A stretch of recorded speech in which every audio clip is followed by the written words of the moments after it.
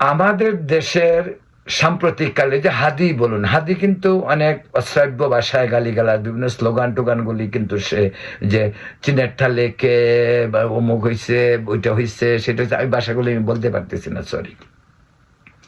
এগুলি কিন্তু কে শিখাইছে জানেন তো? ওই পিনাকি সহ বাইরের আরো দুই একজন ইউটিউবার। ওদের সারাক্ষণ মাথায়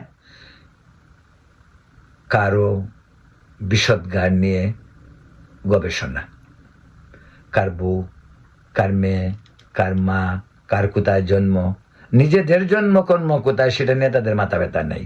অন্যদেরকে ওরা ধরে ফেলবো, এইসব আইসা পড়ছে, এই প্রকাশ করতেছি, এই এগুলো সব ধান্দাবাজ।